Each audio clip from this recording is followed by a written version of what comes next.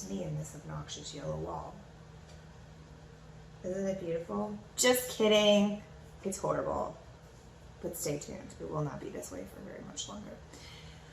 Hi, you guys. So I wanted to record a message for you today about that bottleneck situation that keeps happening inside of your business or your project or things in your life where you feel like it keeps getting caught up or you keep getting delayed or, right? So most likely that bottleneck is you.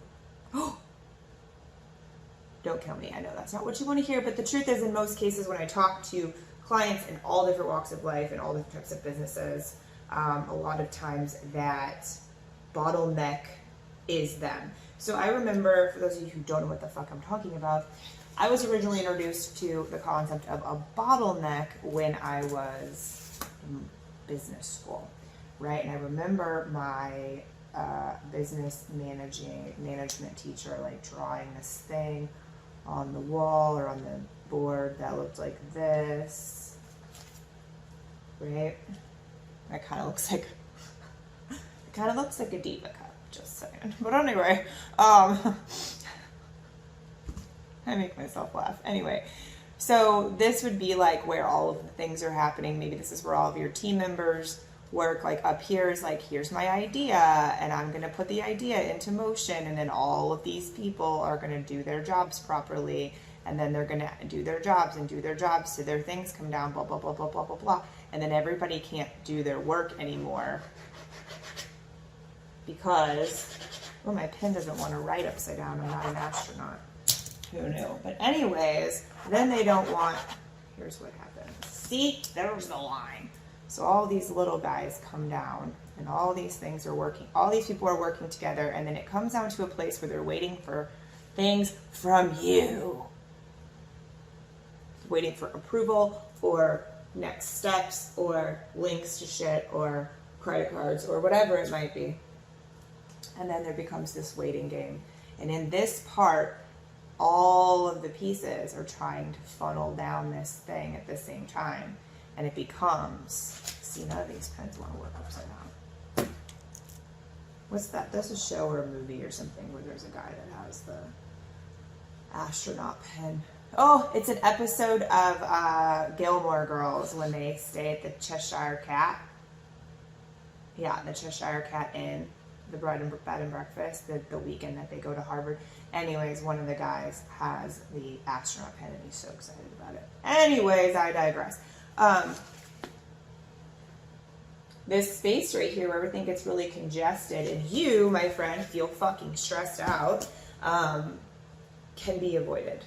First of all, I think the best thing that you can do is acknowledge the fact that it's not anyone else's fault, and that's okay. And it's not even really that it's your fault. That's okay, right? So the thoughts to how to prevent this from happening, there's a few things. One is being really fucking clear at the beginning of your programs or your projects or whatever's going down the pipeline with your team and your business, or like things that you're putting into motion. Being really clear with those people what they need and the permission that they have through the whole length of the process. Like what kind of check-ins you need, what kind of permission they need from you, what kind of, updates or whatever are required, and then you let them do their fucking thing. The more clear and upfront you are in the beginning of situations, the better the people are going to perform around you or be able to provide for you. I mean, this goes within business, this goes within how you run a household, this goes within how you hire people to do fucking anything, really. Doctors for yourself, like everything. Like if you're not clear about what's going on, then you can't get mad when it doesn't work. Because people can't read your mind.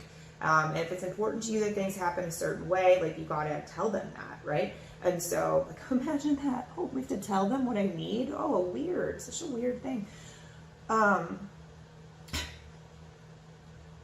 So, there's that.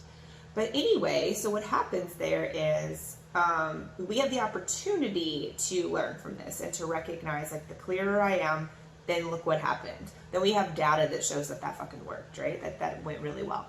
The other side of that, too, is then, but what if we use that, or we what happens when we're already in that spot where we have the bottleneck, like the neck of the bottle, and all this stuff is like waiting for you and trying to swirl down the drain and it can't, or down to the next part and it can't. Ow, my ear hurts.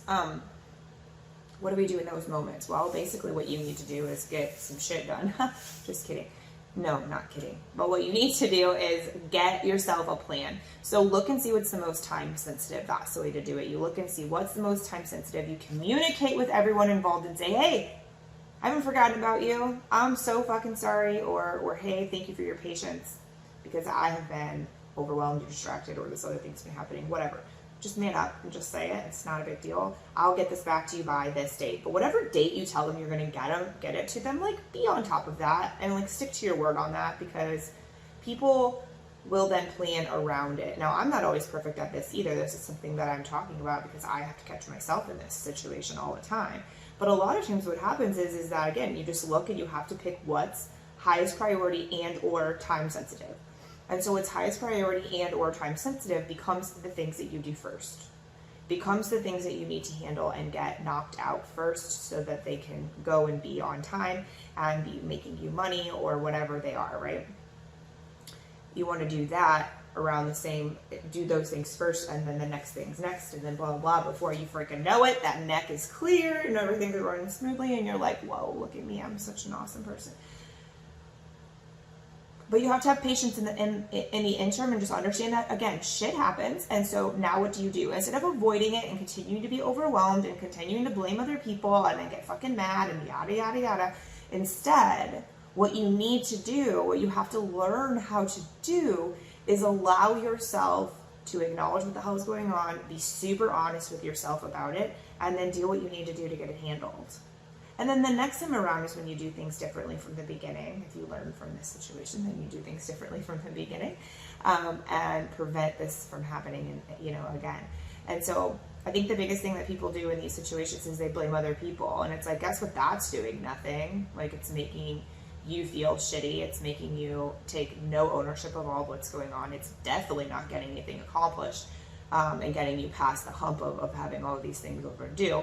And psychologically, it's not good because the more we complain and blame other people, our subconscious mind doesn't know the difference and it takes it personally and we're creating all these things that we don't need to have in our system.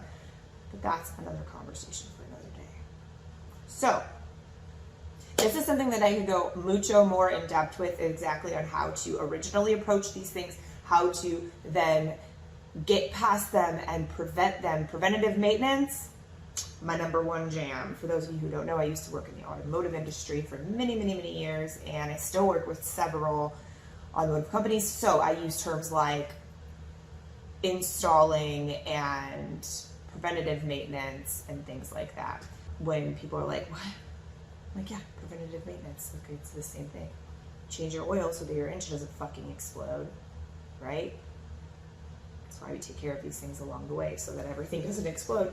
Anyways, I digress again. If this is something that you like, if you like the topic, please comment below and let me know if you have any other questions. If there's things that you'd like me to expand on, please tell me and I will absolutely do that, but I cannot read your minds.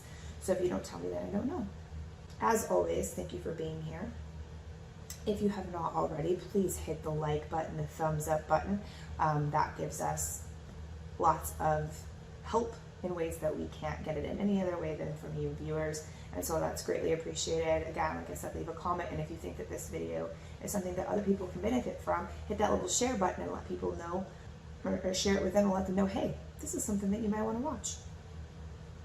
This is definitely a harmless plug. I am not paid by them, but I just recognized, see how cute? You guys. Well, I've been like working with this company in the past. Like, they don't pay me though. But anyways, it's called Studio. And these are their new releases, so I'm testing them before I post about them. They just released super cute little egg thing. I usually get black and everything because I'm plain Jane like that.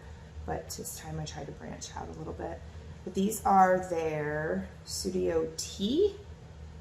I'll put a link below if you guys are interested in checking them out, but they're freaking badass and the pricing is amazing. They're my favorite company for headphones because their charging device, they hold such a charge. They have sound, like noise canceling, which is freaking incredible. They're so comfortable, like so comfortable. And I don't know, I just love everything about them. They're waterproof, like all the things. So anyways, thanks for being here. Go forth into the world and do good things. Be a nice human. And until next time, guys, thank you.